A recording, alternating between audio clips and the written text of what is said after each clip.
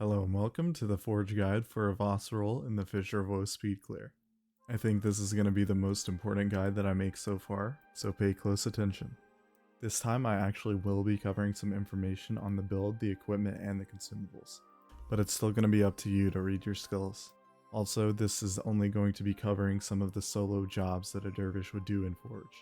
Our learning objectives are as follows: Open Forge Spike, Solo Momi, Clearing Top, and Solo Defend. The Open Forge Spike is as simple as it sounds. When you approach Forge, the gate will be closed. The way you open the gate is by killing these 3 mesmers.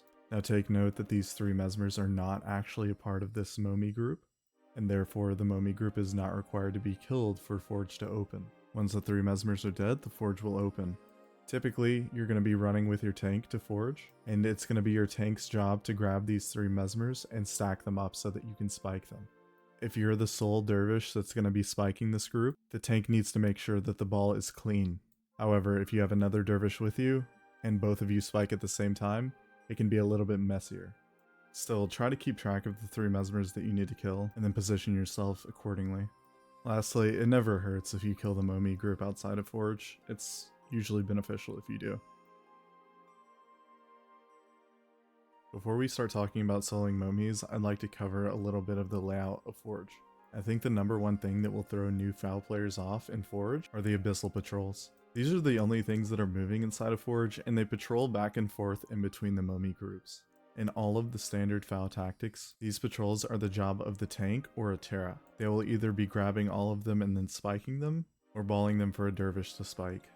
In this guide in particular, I am not covering the Abyssal Patrol spikes. I think they're moderately intuitive if you've ever played a Voss dervish in any speed clear. If these patrols are not your job, it's your job to avoid aggroing them. I will, however, be covering how you would spike the Momis, and then also the top groups, which I'm circling on the screen. So Momis are groups of 2 Shadow Mesmers and 2 Shadow Monks. The Shadow Monks have strong heals, and the Shadow Mesmers have Empathy and Shatter Enchantment. At face value, these are very strong counters to us, but we will be circumventing them through how we play. Since the mesmers have empathy, we want to stay on staff until it's time to actually spike. Since the mesmers will shatter our enchantments, the cast order that we're going to use here is very, very important. Recast your enchantments in this order: Sand Shards, Vow of Strength, Mystic Regeneration, Staggering Force, and then Mirage Cloak. You can then Death Charge or run into the Momi, cast Evan Battle Standard of Honor, position yourself so that you're within adjacent range of all of the enemies. Wait until you get hit with Shatter Enchantment twice. Select a target that is standing closest to another target. Monks are preferred here. Then use Staggering Force, Eremites, and then cast Mirage Cloak as your second auto attack hits. This is the basics of spiking a Momi group. Now that is a ton of information to throw at you, but like most things in Guild Wars, it's not as hard as it looks. The thing that allows you to kill these groups is your positioning, as well as your target selection. Momi spawns are very random, and it's simply going to take time and experience for you to be able to determine whether a group is spikeable or not. The only other thing I'm going to mention in this guide is repulling a group that looks bad. Now you have 2 options if you have a Momi group that looks really bad. You can either pull it into a better ball and then jump on it and spike it,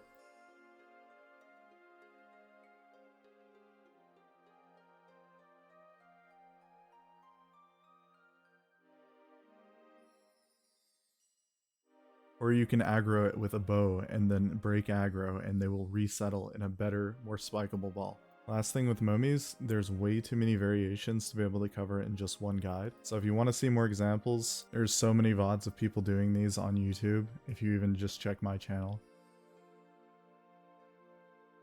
I think before diving into explaining top, I think I should explain the importance of energy management and the consumables and the build that you're going to be using. As you know, a dervish's primary stat is mysticism. This gives you armor whenever you're enchanted, and it reduces the cost of your dervish enchantments. The solo jobs in Forge that I'm explaining are very energy intensive, especially top. So for that reason, I'm going to strongly suggest that you hit the 17 mysticism breakpoint. You can do this by using the standard Voss build, equipping a superior mysticism rune, and then popping all 4 attribute increasing consumables. This will be a grail, a candy corn, a golden egg, and then also lunars. The reason why top is so energy intensive is because after the beasts are dead, you're only hitting 1 or 2 targets, while you're also spamming your flash enchantments for damage. A Vampiric Scythe of the Necromancer will also help your energy greatly, while also dealing more damage than a Zealous Scythe. Okay, like most things, you're going to want to approach top with your staff out, but for starters, cast your Sand Shards, cast your Mystic Regen, and maintain Mirage Cloak. Keep in mind that you need to be high HP before you start doing top. If you drop below 80% health, the Shadow Beast will begin to Dark Pact you, and then you will likely die. So you can run or DC up the ramp. If you hug the middle corner of the altar, most of the time, the beast from the opposite side of top will pop.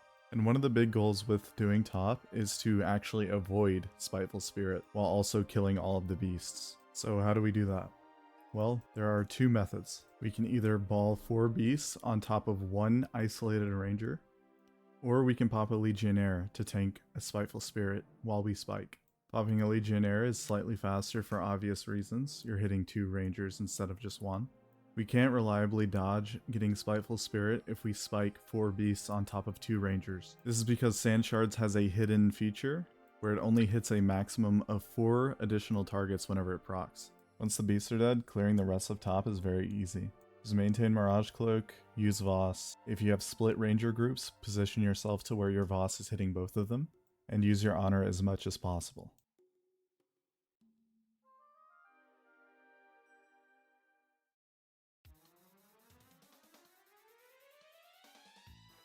Okay, after Forge is cleared, the Eternal Forge Master will spawn up at the top, and he will give the Defend the Temple of War quest. This quest will spawn 4 Abyssals and 4 Shadow Beasts at the north and south entrance to Forge. Here I'm going to be showing you how to solo one side. Since we're dealing with beasts again, stay on staff, precast your Sand Shards, precast your Mystic Regen, and maintain Mirage Cloak. Ideally you want to right wall block on this invisible wall. It helps if you imagine this strut to my right is just extended out and you can't see it. Place Honor, use Vow's Strength, wait for all enemies to come in, and then use Staggering Force and Eremites. Make sure that you recast Sand Shards and auto attack until the Abyssals are also dead. After the first 4 Shadow Beasts are dead, another 4 will spawn. Here we're not going to wait out our Sand Shards and we're going to immediately Staggering Force and Eremites whenever the beasts come in. Then we're going to cast Sand Shards on our second auto attack, and then on the third auto attack we're going to use Mirage Cloak. This will always kill the second wave on these circumstances. Here is another alternative if you're not comfortable with the invisible wall. You don't have to death charge here, but it is faster if you do. Just remember that you have to either sidewalk or backwalk for beasts to actually follow you. The spike is the exact same. Just make sure that you don't forget, right wall blocking the enemies for defend is mandatory. Okay, here's the list of things that can go wrong during defend and what you can do to deal with them. If your Mirage Cloak runs out while you're doing something else, just try to pay a little bit more attention to when you cast Mirage Cloak. If your FoWsc, your Eremites, or your Honor gets interrupted by a knockdown, you can safely wait these out and cast another one. Although Honor is not as important, you can just kill the Abyssals on the second wave. If you ever notice you're getting kind of low, maybe around 80% HP, it's a good idea to use your death charge to heal up. Otherwise, when the beasts start Dark Pacting you, you kind of just have to retreat and then wait. The last 2 problems I can think of are either getting stuck or performing an incorrect right wall block. With enough practice, these 2 things almost never happen, so don't give up and just keep practicing. Really quickly, here's an example of me performing an incorrect right wall block. As you can see, the Abyssal scatters, and then also the beast scatter because I get blocked in. This doesn't kill me, but it greatly slows down my speed. Okay, I think that about wraps up the Forge guide. If you have any questions, as always, you can PM me in game, or you can leave a comment. Thanks for